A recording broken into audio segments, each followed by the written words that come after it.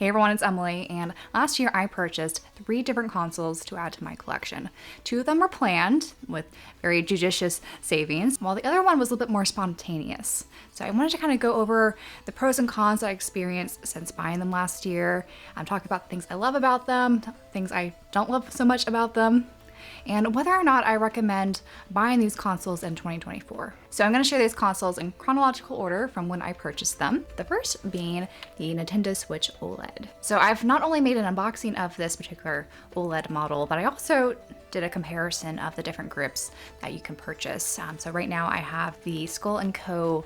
Tears of the Kingdom themed. That, as you could see, is still on my device. So during my unboxing initial impressions, I was just amazed by the OLED screen because prior to this, I only owned a OLED Vita device, so I never really had a lot of handhelds that use the OLED screen, and it's just so vibrant and beautiful, and I think really makes the colors just really punch. Though there are a few games that do require a bit of tweaking when it comes to some of the settings just to get the right color saturation, but I usually don't bother too much with that aspect. So along with, of course, the OLED here, I also purchased the Switch Pro controller that was Tears of the Kingdom themed as well. And I'm gonna be honest, I don't really use this.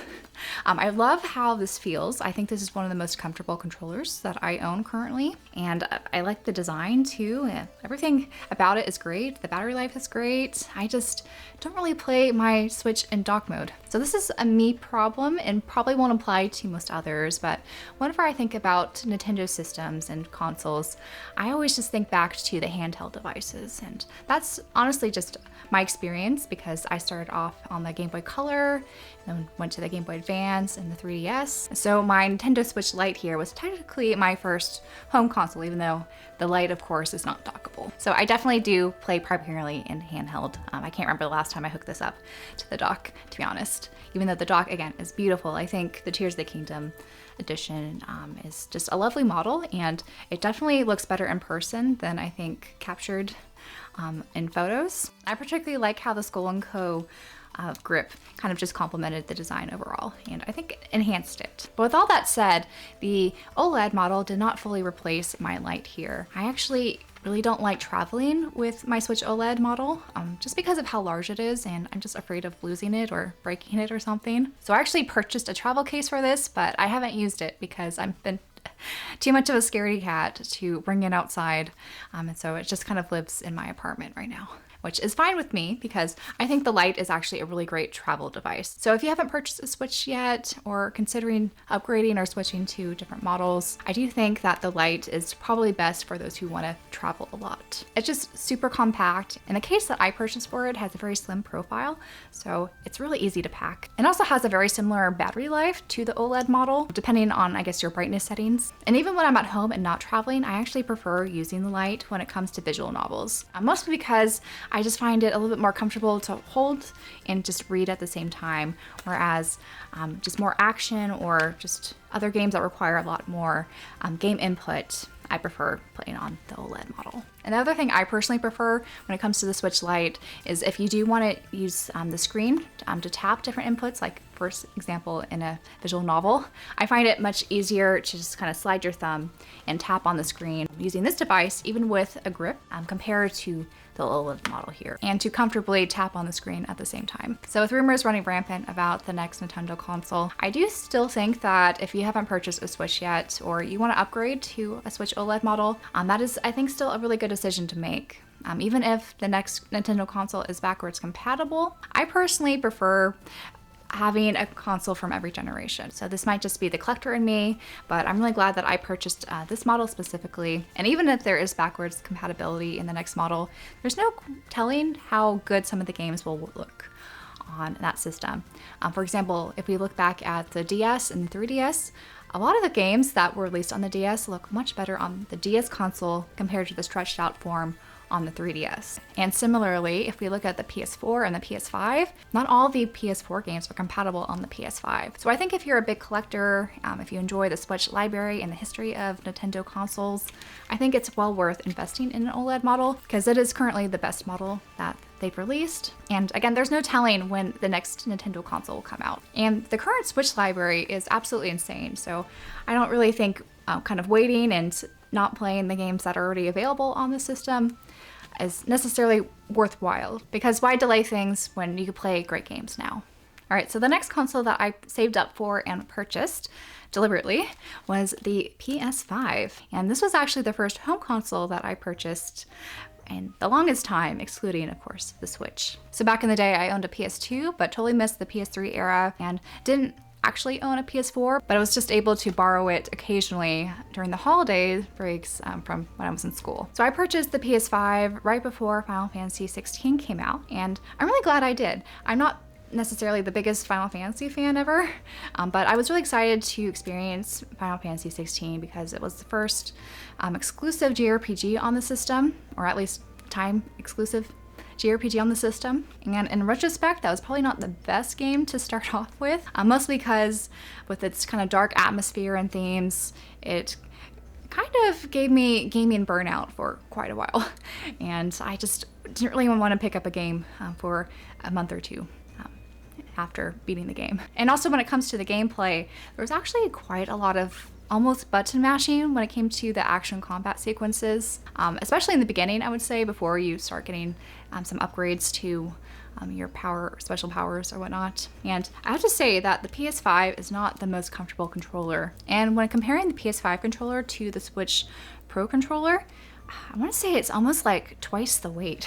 It's really heavy, and I do find the grip not the most comfortable, at least for my hands. It's a little bit too big. All the button mashing that you do in Final Fantasy 16, especially in the early stages, just left me with the worst hand cramps. So even during some of the boss fights, I had to kind of pause the fight midway, just because my hands were cramping so badly. And I know a lot of folks also have issues with the battery in this controller, which I didn't really experience, mostly because I had the cord plugged in. How my desk is set up with the PS5, it just made sense to keep it plugged in rather than wireless. But this is probably a big issue for those who play on the TV or somewhere where you don't have the console just right in front of you. So you might have to invest in a second controller because, yeah, the juice in this is not the best. I'm also really glad that I bought the OG system rather than the Slim that they came out last fall. From what I could tell, the OG PS5 has a little bit of a better build quality and materials, so it feels a little sturdier. It also doesn't require you to register the disc reader when you boot up the console for the first time. So as someone who's becoming more aware of preservation and ownership when it comes to physical media, having hardware that's tied to the internet in some way is something I really wanted to avoid. So I'm really glad I purchased, again, the original PS5 system when I did, before the stock ran out. Now, I definitely could have waited a few months because the original PS5 system did have pretty substantial discount, especially around Black Friday. I don't know if I necessarily would have been able to snag that deal because it did seem rather limited, but Sony did say they're phasing out the original model in favor of the Slim model being the new standard. So I'm glad I bought the original when I did. As also someone who's been playing a lot of handheld systems and the Switch for so many years, it was really nice to switch to a home console system with upgraded graphics. I think that kind of goes without saying. I did get a lot of motion sickness for some games, most notably I think the Ratchet & Clank Drift Apart. I really couldn't play that for more than a few hours before I felt a little nauseous. So I'm not really sure if that's something I still need to get used to, because I definitely did feel that with a few other games that I played on the PS5, some again more than others, or if I need to just make some sort of adjustments to my monitor or something, because it's a bit of a bummer when you're looking forward to a long playing session and having to kind of end abruptly because you're feeling a bit nauseous. The other thing that of course needs to be mentioned is there aren't a lot of exclusives on the PS5 at the moment, and it does seem like Sony is trying to shift things towards the more time window exclusives rather than full exclusives, with a lot of the various studios, which I think is kind of disappointing as a console owner. It has made me think more about purchasing a gaming PC, even though that also has some pros and cons, especially with some of these titles that are being brought over from, say, PS5 or the Xbox systems. And of course, PC doesn't allow you to own physical media, so there's some issues with like DRM too when it comes to ownership that I'm still kind of on the fence about, because I really do love physical media, not only just as a way of having ownership of these games so that they can't be taken away if digital storefronts go down or whatever, but also because I really like admiring the box art on games, if they have manuals or whatnot, and kind of just how they look on the shelf, which I know kind of sounds a little bit corny or maybe a little bit shallow, but I do like curating my spaces and just looking at things that make me happy. That is a major part of why I enjoy being a collector. But overall, I am happy to have purchased, again, the PS5 when I did, and I'm going to still, of course, purchase PS5 games and continue collecting for it. It might be my last Sony system or home console system that I collect for, and I might eventually just shift towards PC gaming. If the issues of ownership and having to have internet connection in order to play these games becomes worse in the future, but that is a concern for another day. I think right now, when it comes to collecting for the PS5, I just need to be a little bit more selective when it comes to which titles I pick up for it to own physically. If some of them require excessive downloads in order to work properly, I might just skip the physical in favor of maybe a cheaper digital down the line. And the other concern when it comes to the hardware is the internal SSD. I do hear it has some issues, especially if your system's overheating. It might slip, or you might have to get that specially repaired, which is not necessarily the easiest thing to do if you're not familiar with hardware repairs. It doesn't really seem like there's a lot of preventative measures you could do other than just to make sure your system's not super dusty and to keep it cool and all the basic things. And I think if it does eventually have issues, hopefully there'll be some repair shop or something I could go to get it fixed. I also don't really like the push for the PS Plus subscription, especially if you want to play multiplayer games. It's kind of annoying how you have to pay so much money in order to access multiplayer features when you get them for free on PC. So that's also something that I've been considering, even though I mostly do play single player games rather than multiplayer, but to have the option to play multiplayer is always nice. So in 2024, I do think it is worthwhile purchasing a PS5.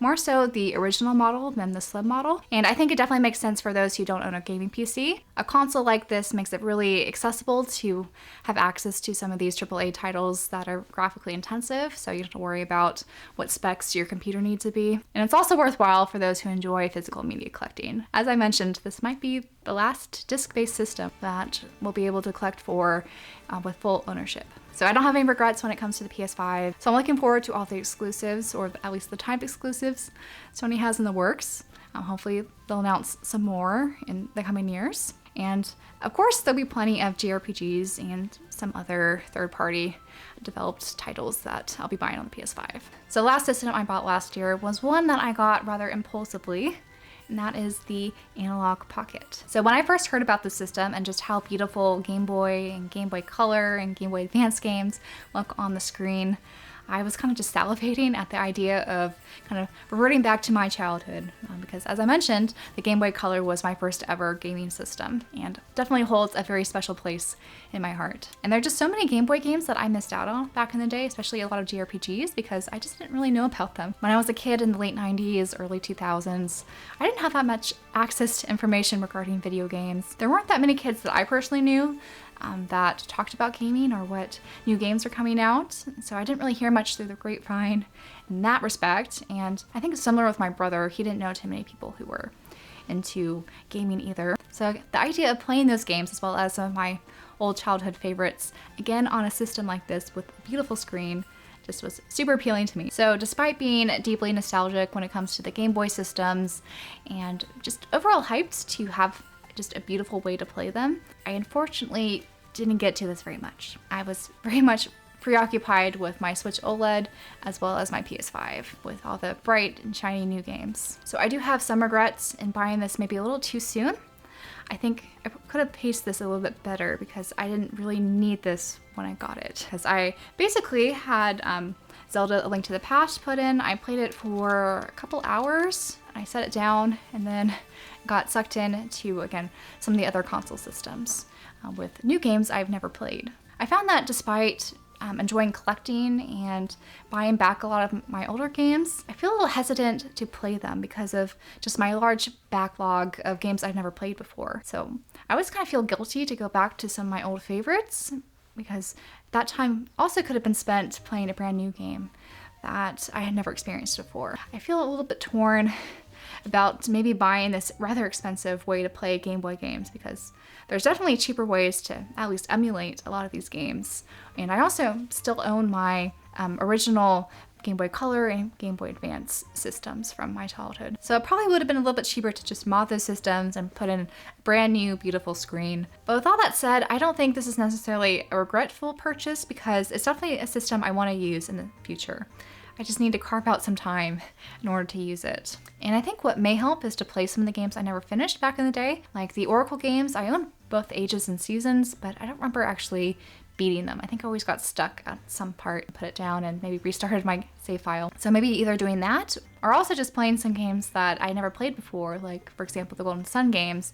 I know that's on the Switch online right now, but I think playing it in a handheld like this would just be deeply nostalgic. And what's also cool about the Analogue Pocket is you don't necessarily need to just play physical games on it. There's also a way to use an SD card and emulate games as well. So I might try to do that with a few titles before I try to find them physically. And in my limited time playing the Analogue Pocket, I will admit that I really don't like these bumper buttons here. I find them rather awkward and I don't really like how they click. The clickiness is okay. I think just because of how small the buttons are, it doesn't really remind me of how the Game Boy Advance was. At least with my original model. I'm also always concerned that my physical game is going to get dislodged too when I use the bumper buttons, just because of how kind of precarious it's inserted in there. I also find that the matte finish on this gets rather dirty very easily. This might be because I am someone who wears a ton of sunscreen and so it's always everywhere. So overall,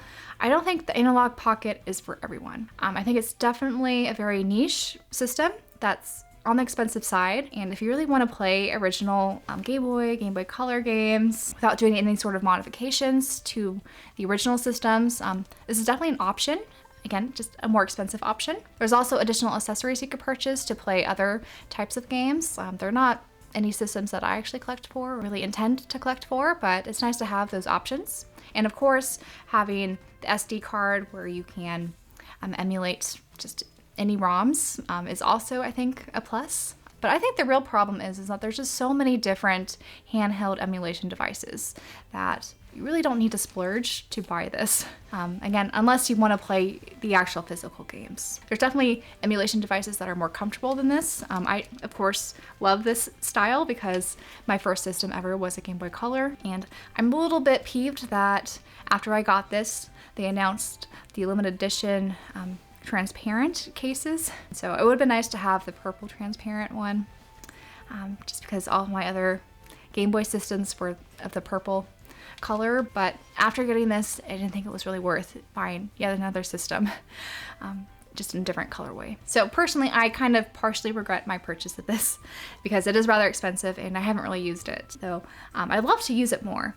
So I'm really gonna, I think, try my best to play more on this and I guess get more of my money's worth of this really cool device. And I'm looking forward to hearing more about what Analogue might have in the works. It'd be cool if they do something with the DS and 3DS line and maybe just have amazing dual IPS screens or something. But I have a feeling that won't happen for a very long time if they ever want to go down that avenue. So those were all three consoles that I purchased last year, and I hope in sharing my experience, it was either insightful or helpful for those who are looking to perhaps purchase one of these sometime this year. And I also love to hear from any of you who also own these systems, what you think, either if you're happy with your purchases or if you may also share some regrets as well. I love to hear everyone's unique perspective. And until my next video, bye guys.